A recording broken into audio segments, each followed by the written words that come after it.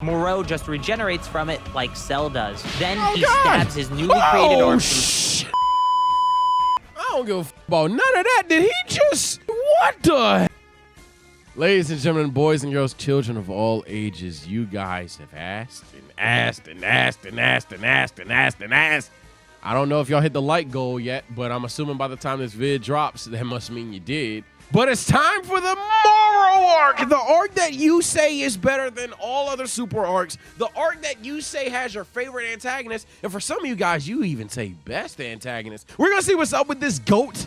Maybe he becomes a literal goat, but you would be a goat if you like this video. Subscribe to the channel. Obviously, join the Twitch. We have, damn, a lot of people in this, and they all claim that they have self-control. And I read a lot of you guys' comments. I read a lot of you guys' chats. Y'all want the Kadru's Dojo version this time. I don't know. Y'all got some beef with Justin's Den or something like that. Saying he was skipping. I don't think he skipped nothing too crazy, but I heard it. But without further ado, let's get to the Moro arc, man. It's been that long of a wait. After the events of Dragon Ball Super Broly. Though we don't see those events in the manga, just assume it's basically the same as the movie. Goku and Vegeta are training and talking about never fighting together again, and doing all the other flirting you'd expect them to. I beg your pardon? Asks about Ultra Instinct, but Goku says he hasn't been able to use it a single time since the Tournament of Power. I love this. The form of Ultra Instinct is like the strongest mental amp in series history. You could argue that. The idea that he could always tap into it after prematurely getting the form is bullshit. He should take significant amount of time, or even just a couple more repeated challenges, even if it's only like 2 or 3 fights. Hell, even if it happens in this arc, it shouldn't be, bam, I can just turn it on and off. And like, no, you got to be in that situation again. Right? Even in the anime's perspective, he had to break through his shell multiple times in Omen to get mastered Ultra Instinct. Their date gets interrupted by a call from Mr. Satan. Boo is being kidnapped, so he needs Goku and Vegeta's help. Goku tells Vegeta he'll teleport them both over, but Vegeta acts like a tsundere and says that he'll just fly there himself. Goku arrives first and handles the kidnappers. Vegeta gets there shortly after, but lets Goku handle it. One of the kidnappers hears Mr. Satan say Goku and Vegeta's names. He seemingly knows who they are and proceeds to effortlessly speed blitz both of them, defeating them both with a stun gun. He tells the others to take Goku and Vegeta as well, so with that, the kidnappers leave Earth. When the that said the Goku and Vegeta? Oh, mink, GG's. Who the hell is this? This is like if Salsa caught a dub. This is like if Jice actually took these to Space Australia. Saiyans wake up, they see Jocko and find out the kidnappers are actually the Galactic Patrol. The one who knocked out Goku and Vegeta is called Meris, and he's the #1 Galactic Patrol agent. He explains they kidnapped Boo because they need the Great Lord of Lords who slumbers inside of him. Apparently, 10 million years ago, 5 million years before Boo absorbed the Great Lord of Lords, there was a battle with the planet eater Moro. The Great Oh, shit. So this nigga just Majin Buu? Stop. I'm playing, bro. Before y'all start doing the most, bro. This nigga just Boo, bro. Lord of Lords thought they had no chance of winning, so he gambles it all on locking away the Planet Eater's magic. It costs him his god power, but it works, and the Galactic Police, the predecessors to the Galactic Patrol, take Moro into custody since he was conveniently too strong to be killed. Even after 10 million years, he's still alive, and even worse, some of his magic has returned, so he was able to escape from prison. Unfortunately, Boo is sleeping when they need him for the 10th time this year, so it's impossible to reach the Great Lord of Lords at the moment. I'm not gonna lie, this Boo sleep shit is becoming the new Gohan didn't train shit. I'm about to get mad. Says they'll help catch Moro, and Vegeta reluctantly agrees, though he's more interested in Meris. Yeah, I want to see these niggas box. These niggas. I know a lot of people want the Universe 6 Saiyan arc. I actually am for a Galactic Patrol arc. Jocko, like, weak as fuck. But that's an interesting fucking concept. And you would think that, like, Goku Vegeta could be seen by some patrolmen as, like, y'all want to hunt these niggas the fuck down. Like, they don't know what the fuck they doing. Yo, Goku almost cost da-da-da-da-da. So seems far too powerful for a normal Galactic Patrol agent. So Goku and Vegeta are temporarily inaugurated into the Galactic Patrol, and they get some cool logos on their outfits. We get a bit sidetracked by the Macaroni gang, led by Pasta, who stole a train transporting an explosive material. It's somehow Macaroni gang and Pasta. R.I.P. this guy. Feels like filler in a manga. The most important thing here is that this confirms to Vegeta that Meris is just far too fast and powerful to be an ordinary Galactic Patrol officer. Once they return to the Galactic Patrol HQ, they find Moro's location. Goku begins to sense in the direction he's headed, but Moro can tell that Goku is searching for him. Oh, Even what? scarier, Moro's ki feels like the screams of a lot of people. Since he's a planet eater, his power is literally... I take that back. He not Martian, bro. I'm familiar with this guy. I know what he is. I know who this guy is. Okay.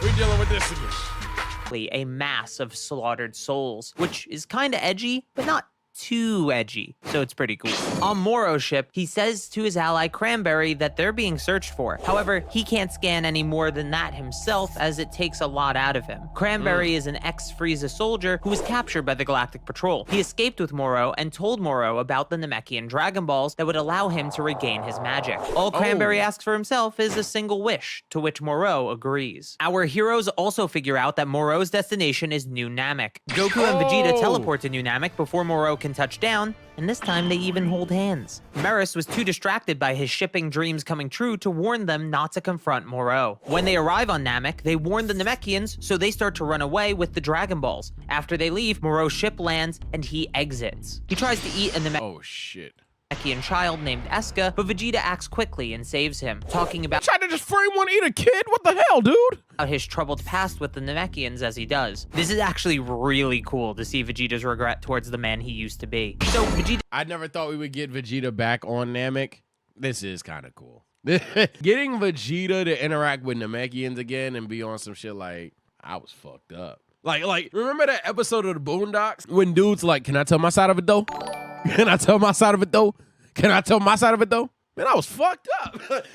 Like, can I tell you my side of it though? No, I don't Can I tell you my side of it though? No, Flizzy, there's no excuse. Can I tell you my side of it though? Fine. What? Man, I was fucked up. it's kind of like this situation, and I actually rock with it, man. Vegeta having to like atone again type shit, but like not blow himself up and make a callback to cheap nostalgia like how fucking Super did in the anime. Trash. Oh my god. Vegeta says he wants to handle Moro himself and turns Super Saiyan. He charges in, but Moro is easily able to handle Super Saiyan Vegeta, so Vegeta turns Super Saiyan God. Now it's starting to look like Vegeta will win, but Moro still has more power to show himself in the form of his magic. Goku mentions that they know he eats life energy, and Moro compliments them for not being entirely ignorant. Then, as Moro lifts his hands, energy begins to spew outward from New Namek. Moro explains that instead of just eating the planet's life energy, he can manipulate it into the form of attacks. Vegeta tries his best, but after finding out that this attack costs Moro no stamina, he says he can't win. He asks Moro what his goals are, and after some convincing, Moro reveals that he's after the Dragon Balls, and he wants to use them to regain his former strength. And that's all Vegeta needed to hear. He calls Moro rotten scum that's worth killing for sure. Vegeta quickly turns Super Saiyan Blue and begins to easily beat Moro. Everything is going well until Goku starts to notice something is wrong. Moro forms a huge ball with Namek's life energy. Vegeta says it's useless, but Moro doesn't use it to attack. Instead, he eats it and gains a massive power-up as a result. Oh, hell nah. Oh, hell nah. This nigga can generate energy out of thin air and then absorb said energy? This nigga, give me your energy. Thanks. Like, what? That's bullshit! Vegeta thinks that Moro's power-up isn't nearly enough and tries to transform to face him again. But Vegeta can't even turn Super Saiyan. That's what I thought happened when Goku said he can't transform. This nigga just casually takes the energy from these niggas, bro. This nigga's like a walking succubus, dog. Hell nah, man. Not only can Moro absorb a planet's energy, but he takes energy from the life forms on the planet I thought he already could do that. Goku jumps in to help Vegeta, but neither of them have enough energy to handle Moro now. Goku feels bad for the Namekians, but he knows they can't stay there, so he grabs Vegeta to teleport away. But Goku doesn't even have enough ki for instant transmission, which I think is a first for the series. No, that is definitely a first. And you know what's insane? We just had a hot take video where somebody said, instant transmission kills the stakes in the series. For the first time, I can say, should have read the manga, dude. Is that how you piece of shit fucks feel? So it's just some shit. And you're like, well, read the manga. With no escape, Moro grabs the two Saiyans and takes a large portion of their life energy. The Planet Eater is shocked to find their energy restored his body to a far more youthful state. With Vegeta and Goku handled, Moro and Cranberry begin to hunt the Dragon Balls. Oh my Back at the God. Galactic Patrol HQ, Boo has finally woken up and they received a report that Goku and Vegeta's life signatures were detected on New Namek. They were actually saved by Eska and Elder Mori, though they were unconscious for 3 whole days. Damn! What the fuck? Yo, comas are so scary, bro. I'd be tripped out permanently. Luckily for them, Moro is taking his sweet time collecting the Dragon Balls because plot, I guess? So he only has 3 Dragon Balls as of now. The Namekians have a plan though. Their greatest warriors started assimilating in order to defend their world. Dozens of Namekians merge into one. Yeah, they talked about doing this bricks ago. You're gonna die. Look at this nigga. We've talked about what if Universe 7 did what Universe 6 did. That's why Universe 6 did what they did. You're not beating this nigga. This nigga sitting there like, not gonna lie, in real life, I'm not fighting a nigga whose back's turned towards me, and he's sitting there. No, you got it. I ain't gonna lie. And the resulting warrior flies directly at Moro. But without even looking at him, Moro impales the Namekian's greatest savior, easily killing him. Vegeta realizes that Moro is using the villages to find the Dragon Balls, but right as he figures that out, Moro learns to sense the Dragon Balls directly because plot. I mean because his magic, of course. So this nigga can sense specific rocks. Now look, man, there's 2 things to do about this. We can either say, oh, well, that makes sense because Namekian Dragon Balls have some magic about them. I mean, there's a reason why they fly up in the air, move, da-da-da-da, and therefore he's an ultra magician, and it makes a ton of sense. Sure, you could say Carthu's wrong here. Or, say it with me. Miska, Muska, Mickey Mouse.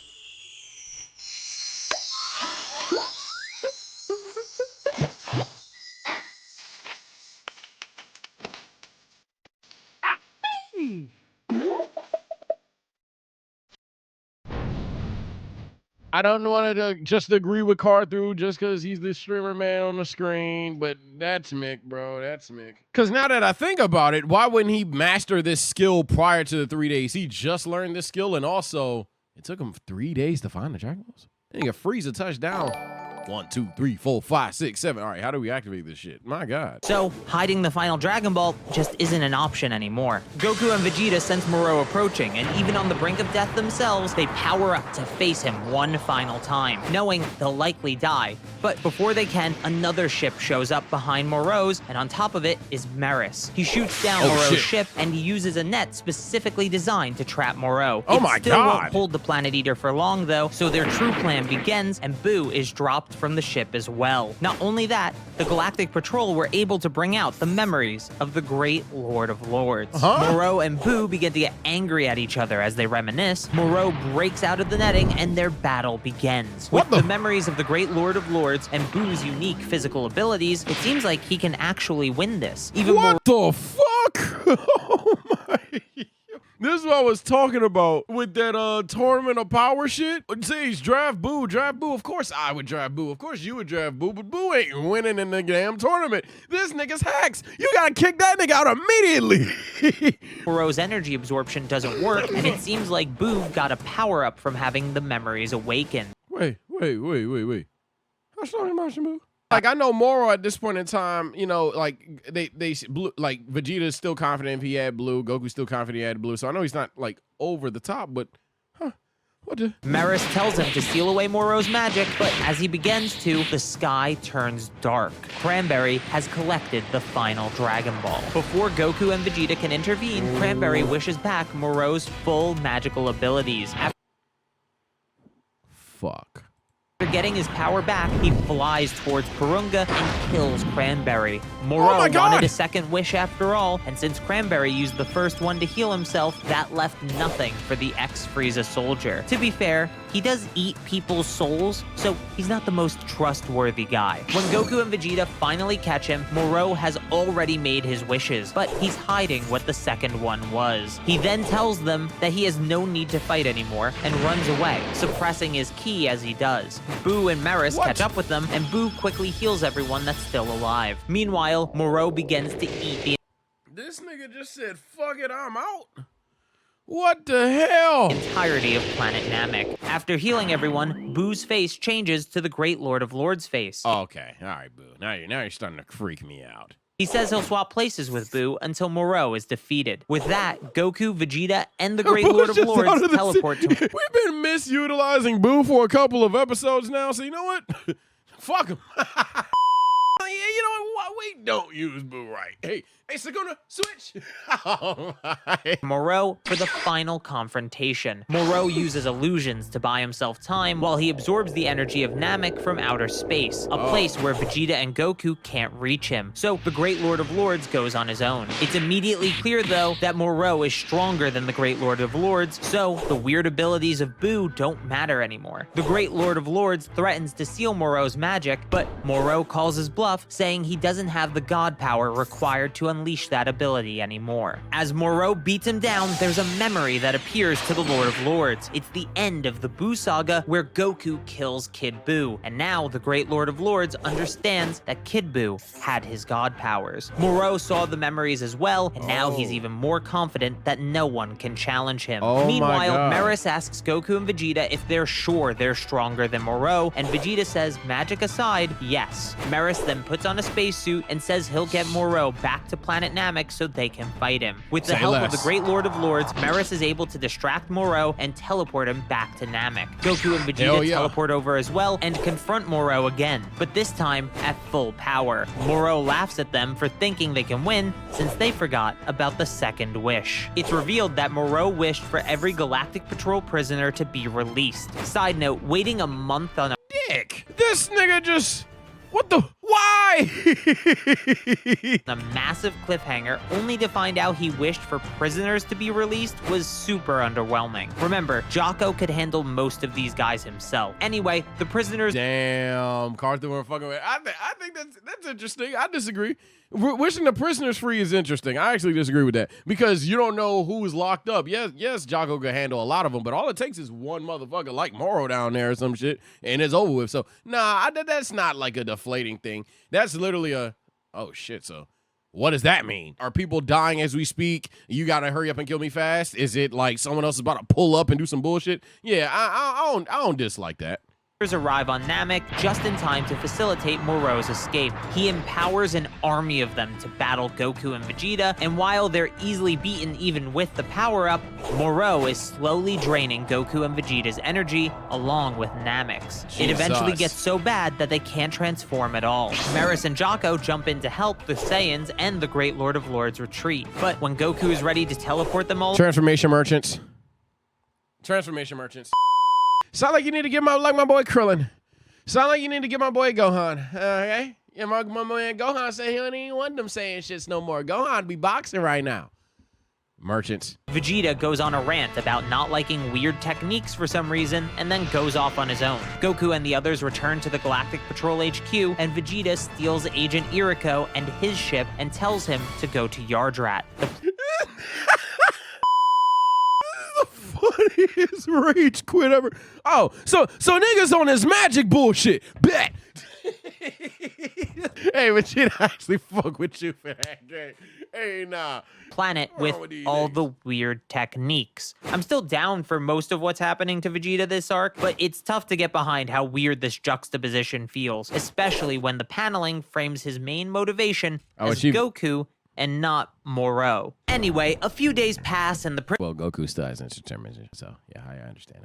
I get it. Let Vegeta cook. Prisoners go on a rampage around the universe, specifically finding planets for Moro to consume. Goku and Meris are concerned at how Moro is growing even more powerful, and Meris says their odds of victory are now virtually zero. Goku asks even if Meris was fighting seriously. Goku throws a serious punch at Meris, and he dodges it easily, which seems to prove Goku's theory. Goku asks to spar with Meris, and Meris agrees. They go into a training room and face off. Goku seemingly can't land a hit, even after turning Super Saiyan 3, so before they destroy the training room, Goku asks Meris to train him. Meris agrees and says he knows just the place. Meanwhile, the Macaroni gang are doing their own thing. Whoa! This nigga a bucket! While pretending to work for Moro. They even remember Jocko talking about Earth before they got captured, so Earth is now a target for the forces of Moro. See? The train section was important after all. At the same time, Vegeta has finally arrived on Yardrat. He's greeted by the Yardratians, which is what they're called in the manga, but I'm just gonna call them Yardrats because that's easier to say, who come in two types. This is done to canonize both the anime design and the Toriyama design for their— What the hell? That nigga ugly. So, no, I understand it. race, since they were never seen in the original manga. Pretty smart, actually. They apparently heard about Vegeta from Goku in the past, and most strangely, they say Goku defeated the Ginyu Force on their planet. I guess that means there were more Ginyus than the main 5 we saw on Namek. Vegeta then meets Elder Paibara, the Yardrat that taught Goku instant transmission, and will be the one to teach Vegeta what they call spirit control, a way to use your ki in order to use techniques like these. A few days after that, Goku— Oh, fuck? What were those techniques, nigga? Instant teleportation. Shadow clone juke. Oh. Okay, Vegeta. Saiyan art. Shadow clone jutsu is... Tien had the multi-form technique? Yeah, but that's ass. A few days after that, Goku and Meris leave the Galactic Patrol HQ to begin their training. Back on Earth, Piccolo is concerned that he can't get in touch with new Namek and fears something terrible has happened to the Namekians. His worries are interrupted when he senses the Macaroni gang approaching Earth and goes to investigate them. They shoot at him immediately, but he's too fast and is quickly able to handle them all. At the same time, Bulma meets up with Dende to tell him that Jocko wants to recruit Piccolo into the Galactic Patrol. Bulma then calls Jocko again, and they learn about Moro, the prisoners, and the fate of planet Namek. Unfortunately, as Dende realizes the Macaroni gang are involved, Piccolo has already decided to let them go. Dende quickly tells him to stop them, and he does, but not before Pasta could report back to Moro about Earth and its energy. Moro decides to send a stronger scouting team. Damn, that's so tough. To confirm it's actually worth his time. As they make their way, Goku and Meris continue their training. Meris explains the true nature of Ultra Instinct and how to trigger it. You can't simply be calm, but you have to remain calm in the face of an overwhelming shock to your emotions. Type shit. Wait, how you know that? This better be a red flag for somebody. How the hell does he know that?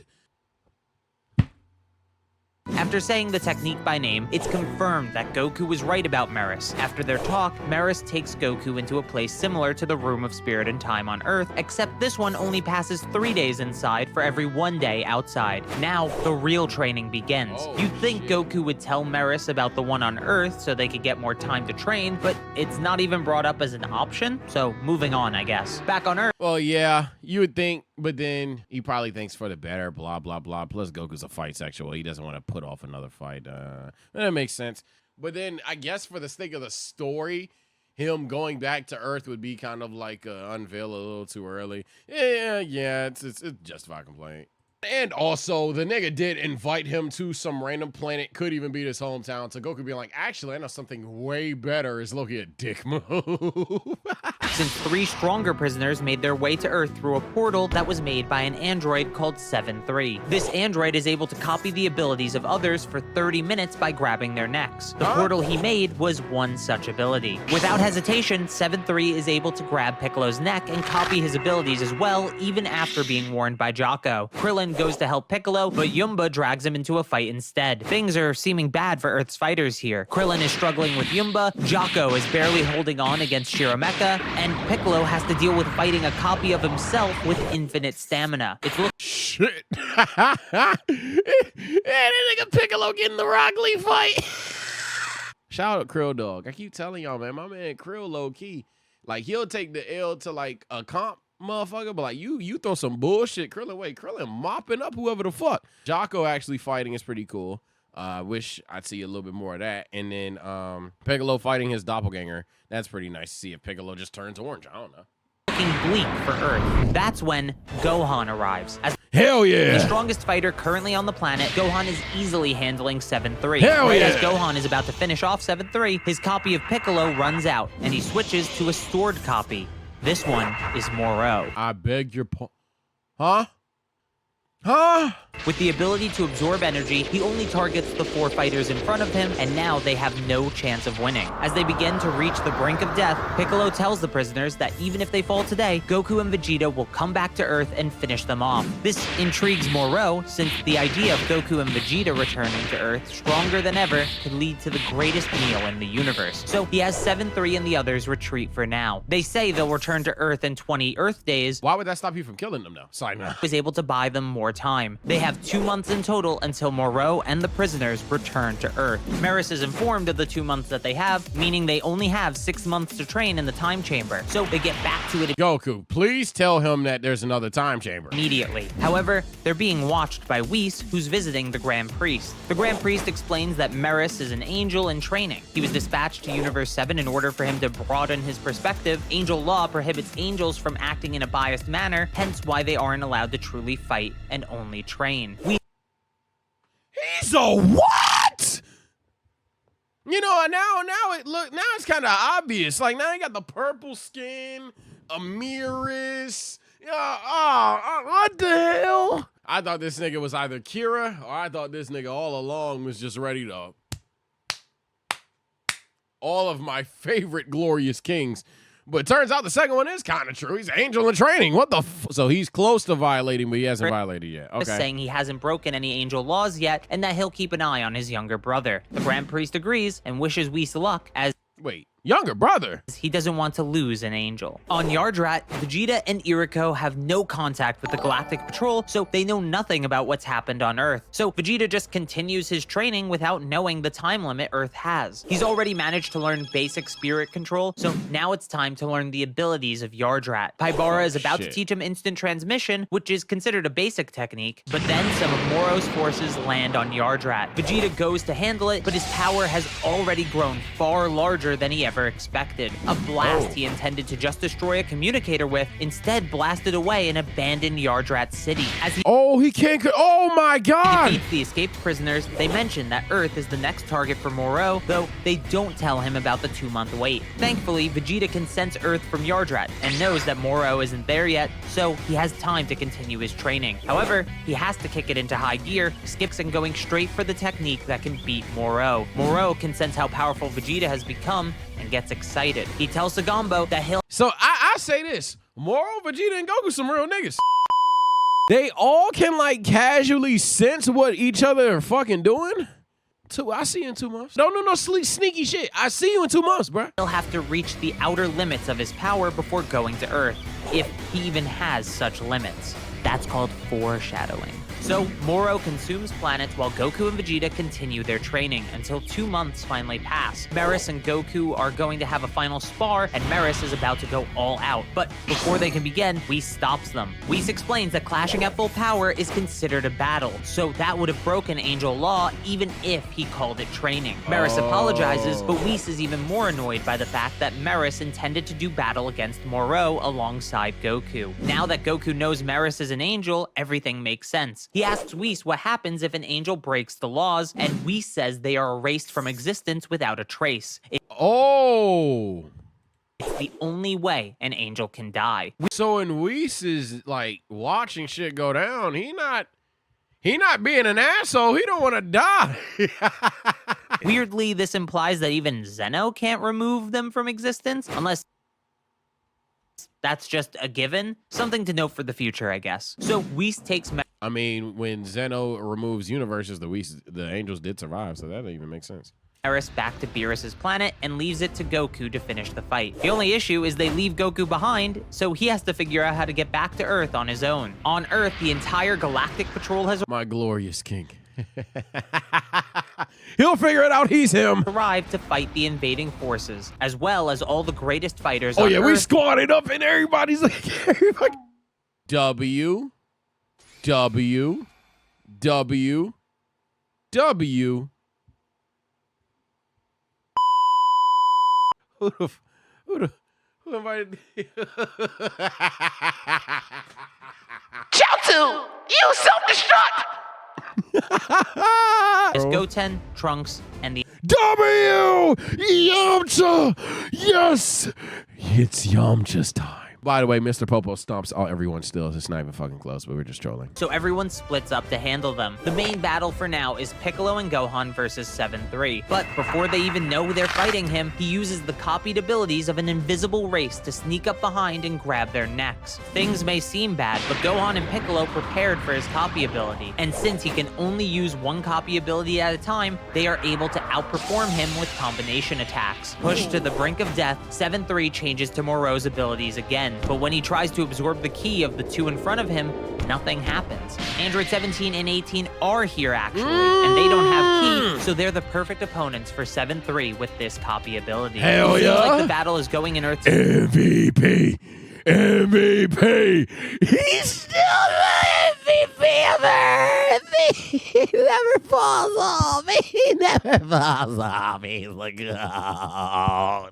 Favor. But then, Moro and Sagambo make their way down as well. Oh, the shit, human chill. fighters have handled their initial foes, but soon they're overwhelmed by stronger enemies. As Moro and Sagambo touch down on Earth, Piccolo knows immediately that he's on a different level than the others. Before Moro can fight, Sagambo offers to do it himself, and Moro agrees, even granting the prisoner more of his power. With this much energy, everything went from great to hopeless on every front. Even with Gohan, Piccolo, and the androids fighting together, Sagambo is just way too powerful. Now nowhere on Earth is doing well. As things start to look desperate, Goku starts getting close enough to Earth to sense what's going on, but they're still too far to teleport to, until Krillin gambles it all and raises his ki as high as it can go in the hopes of Goku finding it.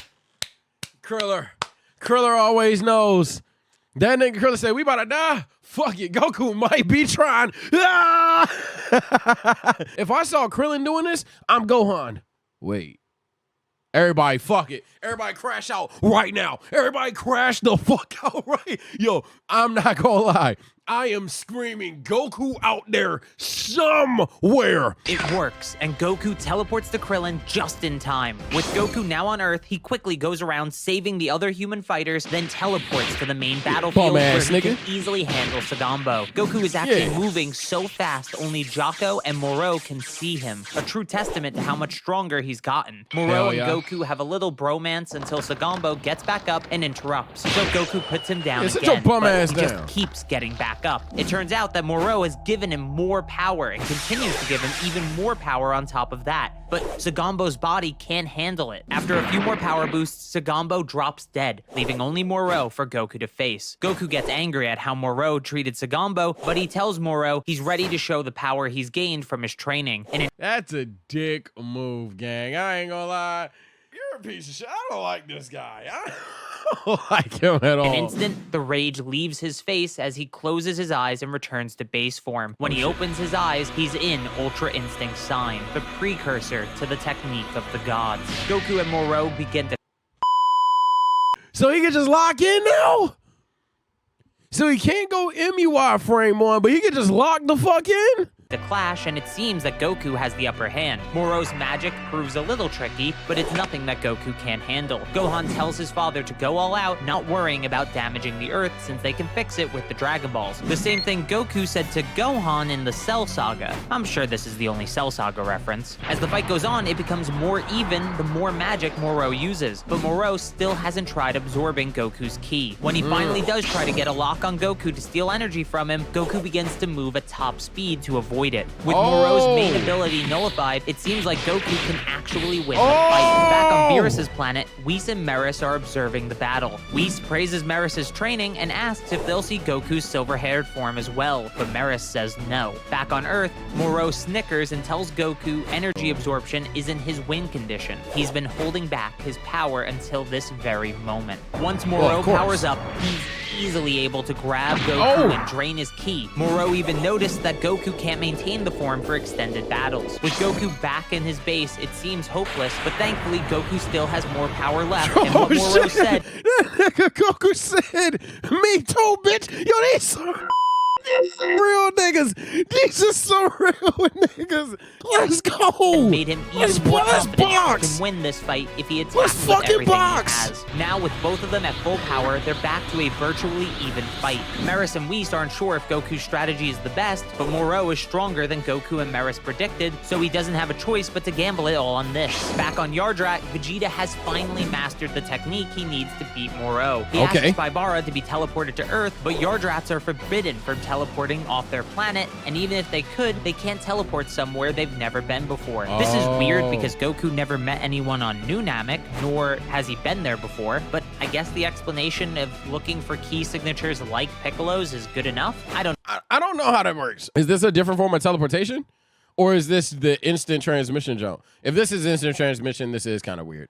This tension is pretty forced. Anyway, even if these arbitrary rules weren't in place, Baibara can't sense Goku because he's using God Ki. So Vegeta just asks to be taught instant transmission since he needs to get to Earth as soon as possible. Goku tries to use as much power as he can, but relying on power alone only hinders Ultra Instinct, so he loses the fight and is knocked out of Ultra Instinct Sign. The androids step in to help since their energy can't be absorbed, which allows Goku to survive. On Yardrat, Vegeta desperately tries to lock onto Goku's ki, but he can't do it. Baibara senses that Goku's ki has returned and offers to break their rules for this emergency, but Vegeta says he can do it. So he tries again, and after locking onto Goku's ki, he teleports off Yardrat and arrives on Earth. Android 17 and 18 are doing their best, but they aren't strong enough to beat Moro. Vegeta appears on the battlefield right after. Goku is shocked to see him use instant transmission. Wait a fucking minute. Did you...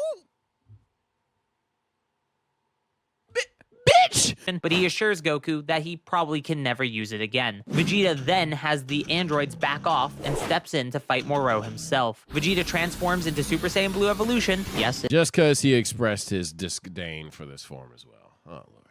Okay. It's in the manga. It happened in the Tournament of Power, just like the anime, and charges in. Even after talking big, Vegeta's first attack barely phases Moro. It seems like he was just hyping himself up with nothing to support it. Everyone thinks Vegeta is going crazy since he clearly can't win, but don't worry, Piccolo assures everyone that Vegeta has never been one to misread an opponent's strength. Oh, man, they made Piccolo a fucking idiot, man. And there's some times where Vegeta's a fucking genius. I always bring up that scene where I feel like Vegeta knew right then and there that Gohan was the strongest one. But, nigga... Oh, I'm sorry, that's just too funny. Anyways, as Vegeta continues to fight, it becomes clear that Moro is being worn down and Vegeta is starting to deal damage. Goku is the first to realize it, and he knows what technique Vegeta is using. It's forced spirit fission. Vegeta tells Moro he's liberated all the souls he's devoured. It's like Moro's planet-eating power or a spirit bomb in reverse. Goku explains to the others that forced spirit fission tears things apart that were combined through fusion or absorption. Vegeta even says he could separate Piccolo, Nail, and Kami if he wanted to. This is cool, but it causes a tiny and annoying issue as well. If Goku knew about this technique since he was on Yardrat, wouldn't he think it useful to learn after facing beings like Cell or Boo? He probably didn't master it. Goku probably just knows about it. Also, like, we are talking about God Essence Vegeta at this point in the series. Hell, not even God Essence. Damn, they're just a god. Like, I'm confident Vegeta's boxing a god of destruction at this point. So, yeah, we're talking about a Goku. We're talking about a Vegeta that is, like, abnormally strong. Now, I'm not saying you have to be that abnormally strong to master all the techniques, but odds are, as I said with... Damn, I'm forgetting the specific take, but I had this take recently. Oh, with Master Roshi, for example. Odds are he probably couldn't do what we're seeing him do right now back then. Anyway, Vegeta is flirting with Goku instead of focusing on the battle like the tsundere that he is, until Moro jumps back into the fight. There's still nothing he can do, and Moro's body begins to return to its old state. At this rate, he'll die from old age rather than the fight at hand. As the energy returns to the planets they were stolen from, some will be restored, but those who were dead for too long will sadly remain dead. New Namek is a case where people did get revived despite being dead for over 2 months. Eska thinks it's the Dragon Balls protecting them, and I'm not gonna complain about this, but it is weird. All this weird stuff, by the way, has been happening in 1 chapter. I don't know what was going on this month. Piccolo rambles about how Vegeta has become a better person and how Goku hasn't changed since day 1, something I vehemently disagree with, though it is— Yeah. Piccolo, you're starting to piss me off. Oh, thin ice bitch. Isn't worth getting into here. Then Moro and Vegeta talk about going to hell, and Vegeta calls himself a villain, something that hasn't really been the case since the Buu saga. Again, this is still the same chapter, so the weird choices in dialogue and lore are just continuing. After that passes, Moro uses his magic to escape, and he fries Shirameka and devours 7-3. This causes Moro to transform and become even stronger than he was before, since 7-3 had a backup of Moro saved within him, power and all. That's right, Moro has achieved some sort of perfection, you could say, by absorbing an android. That sounds vaguely— Okay. Like I said, Majin Cell. familiar. With this new strength, Moro is Majin easily able to Cell handle from the Vegeta, Mickey Mouse and now Clubhouse. there's no one that can oppose him. Vegeta gets back up and tries to use Force Spirit Fission again, but Moro has seen through the technique, realizing that Vegeta needs to inflict damage in order for it to work, so he just has to avoid his attacks. Gohan says it's fine since 7-3's copy ability only lasts 30 minutes, so they can stall him out, but Moro tells them that 7-3's copy is simply returning to the original, so no such time limit should exist. A similar thing happened with Merge Zamasu in the Dragon Ball Super manga, so this makes sense. Then Moro even grabs Vegeta's neck and copies his abilities as well. He uses a Big Bang attack to finish the Saiyan Prince, and Piccolo even notes that with Force Spirit Fission, Moro can even nullify fusion. With no one left to fight, Dende makes the courageous decision as Earth's god to go down and help them by healing everyone. Krillin has a bag of Senzu and is trying his best to make it back to them as well. As those two make their way over, the main battle hasn't stopped. Gohan and Piccolo make an opening for Goku to use an instant transmission Kamehameha, and if that wasn't enough of a reference, Moro just regenerates from it like Cell does. Then he stabs his newly created arm through Goku's chest. Also, Moro makes up some bullshit about having 7-3's old copy abilities forever. Why? Who knows? It literally doesn't make sense. He could have just grabbed Piccolo's neck again to regenerate. Then he uses Piccolo's telepathy. I don't give a fuck about none of that. Did he just... What the hell? Someone save my glorious king. Then he uses Piccolo's telepathy so he can listen in on Dende, who's telling Piccolo he's coming to heal them. Because of that, Moro creates a barrier around the battlefield, so Krillin and Dende are now locked out. One by one, Moro starts to finish everyone off until only Jocko is left. Dende watches from outside the barrier in horror until it opens in front of him and an angel tells him it isn't over yet. Then we see Meris save Jocko at the last second, imbuing a blaster shot with his own energy. Before Moro can see what happened, all the injured fighters were moved somewhere else so they could be healed by Dende. Meris then begins to battle Moro, and the Planet Eater notes that Meris has no detectable energy, even though he did before. Meris is actually using his God Ki, and because of it, he's actually doing well. Meanwhile, Whis and Beerus are over with Dende and the others. They were the ones who got them away from Moro, but with that done, Beerus says they're going to Bulma's place for some food. Dende begins to heal everyone, starting with Goku. It takes a little bit longer because of the type of wound he has, but eventually Goku is fully healed. When he learns that Meris is fighting Moro, though, he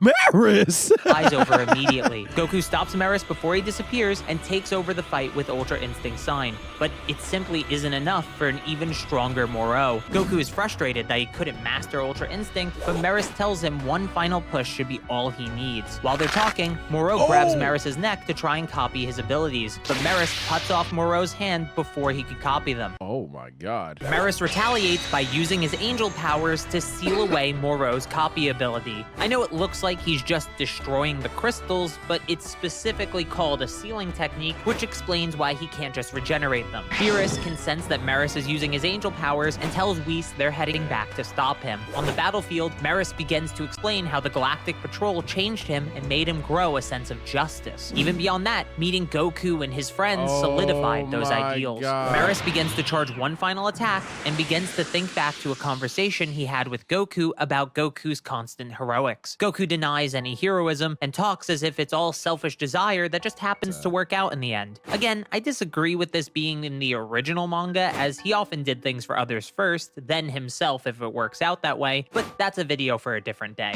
Moro tries to stop Maris with a large energy ball, but Maris flies straight through it and seals away the final crystal. With that attack, Maris gives Goku parting words of encouragement and asks him to protect the universe he's come to love. A menacing aura engulfs Goku as rage. Maris a real nigga. That nigga said, yeah, I actually did learn something from the Galactic Patrol, bro. Free Gojo, niggas. It's like, no, but seriously, he like, that's tough, bro. Rage begins to boil within him. His emotions begin to swell as he talks about how Maris fought for the sake of the entire universe. But with a deep breath, he calms himself down. He asks Jocko why he joined the Galactic Patrol, and Jocko tells him to preserve peace in the galaxy. And the outfits were cool. Goku is happy that his main reason is the same as Maris, and he says that since he's in the Galactic Patrol as well, protecting the universe is his job too. Moro gets back up, and Goku tells him he'll carry out Maris's will and beat him. Then, his power begins to flare up. A giant aura engulfs the battlefield before dissipating. Hell yeah! Box, oh yeah! Yeah. Yeah.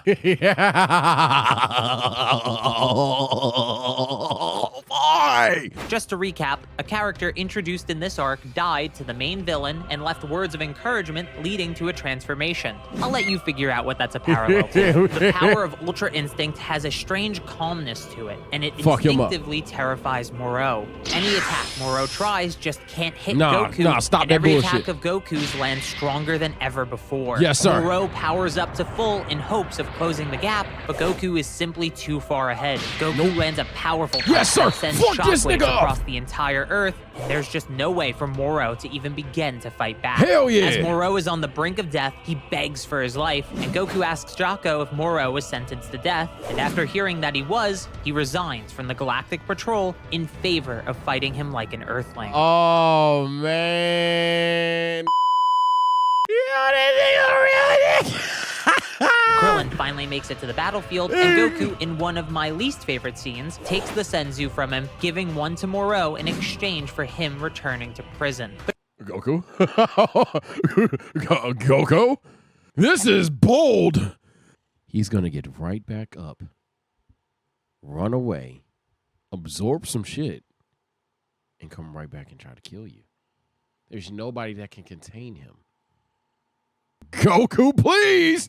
Kill Moro, bro! The context here is different, but if you want to say this is a Cell Saga parallel, I wouldn't blame you. So, Moro agrees to Goku's conditions, but after eating his Senzu, he betrays Goku as he obviously would, and that terrible moment is made up for by Goku's Ultra Instinct hardening his body automatically to protect him from Moro's attack, immediately breaking the Planet Eater's hand, which is literally the most badass thing. After breaking his hand on Goku's body, they begin to talk, and Goku is disappointed Moro will never be able to change. He knows he has to kill him now after they're done talking. He asks Moro one more time if he's willing to return to prison quietly, but that's when Moro sees the hand that Maris chopped off earlier, and he says he's never going back. So, Goku says he has no choice but to kill him to uphold Maris's will. Moro asks who Maris really was, and Goku basically just explains everything. Now knowing that Maris could use the same ability as Goku, he quickly pulls the hand that grabbed Maris's neck over to himself, and he begins to transform. His hair turns silver as well, and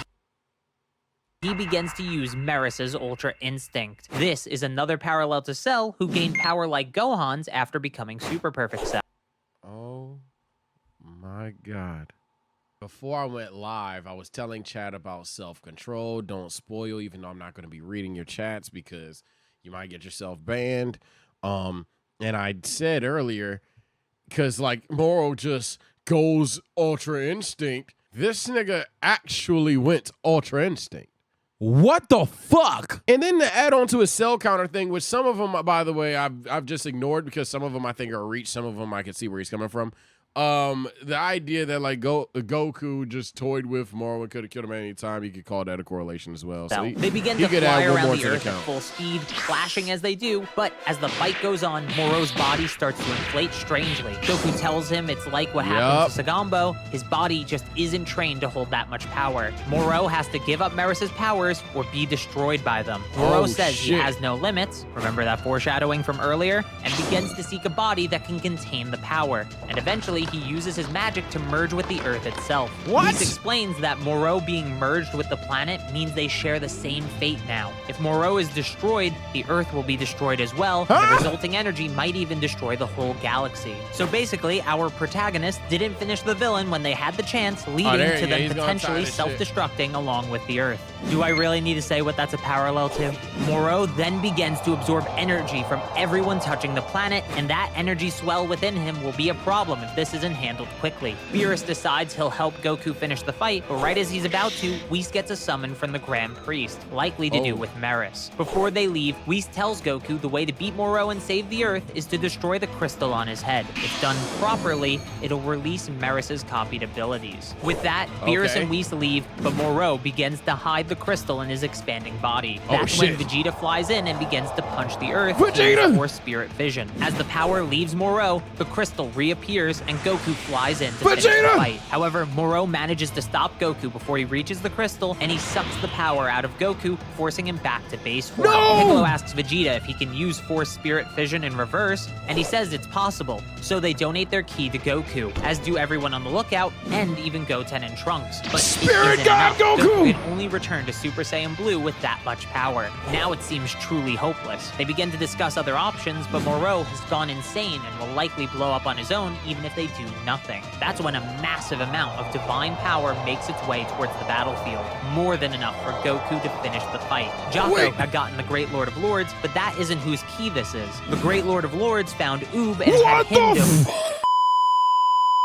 donate the divine energy that reincarnated from Kid Buu. Vegeta gives Goku the divine power. With it, Goku creates a giant key version of himself to hold the fuck am I watching? Moro's arms back as his real body delivers the final punch, ending Moro and saving the day. Afterwards, Buu returns to normal and forgets his time as the Great Lord of Lords. The Dragon Balls are used to fix the universe. What the? You can't just speed past all that time out. This nigga Oob came back, and he's so fucking strong. Goku, the divine power. He's able to be, whether either A, the difference, or B, entirely. Oob is at least strong enough to be the difference between fucking Blue and MUI, which is a massive difference. Then Susanoo Goku. So yeah, who went in the fight equals stats? Goku or Naruto? They got Goku. They got a Susanoo. Fix the universe, and the Galactic Patrol have an award ceremony where Goku, Vegeta, Jocko, and even Meris are given awards. My nigga Meris free. I don't know how it makes sense. But my nigga Meris free. It's revealed that Shin asked to exchange his own life for Meris. This shit is good!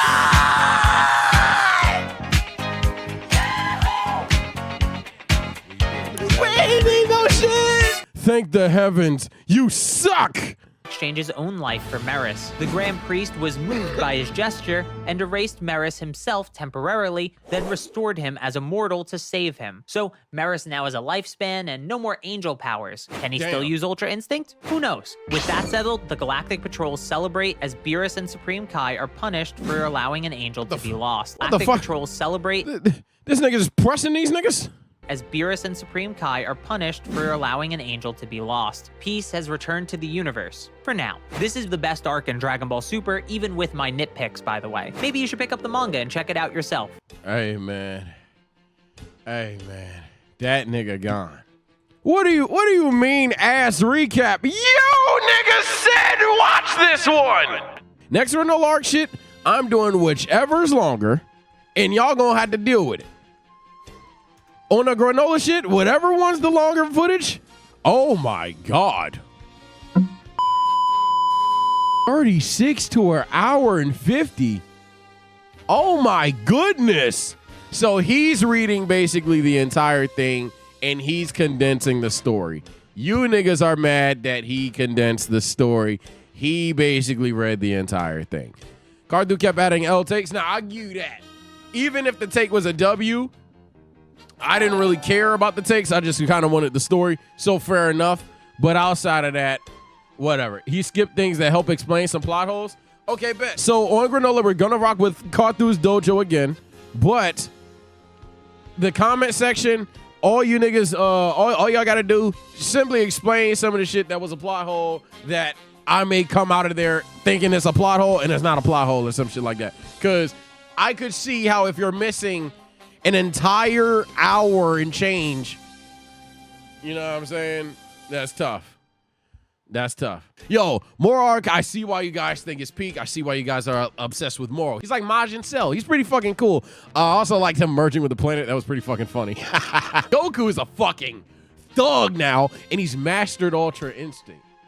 That's kind of gangster. And like I said at the beginning of this video, and I promise you I didn't know what happened here. The only picture I saw was Goku is going to get fucked up by Moro at some point in time. I knew Moro would end up looking like a young nigga, and I knew that Vegeta goes to Yardrat at some point in time in the Super Manga.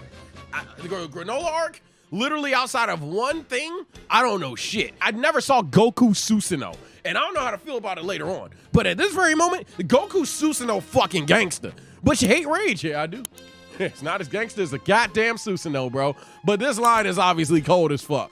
We're gonna watch a condensed version of Granola next time. You guys comment below. I will be in this comment section. Please don't talk about the Granola arc, dick. But like, I will be in this comment section to see some of the things that you guys think he missed that was impactful. My personal first impressions, this arc was fantastic.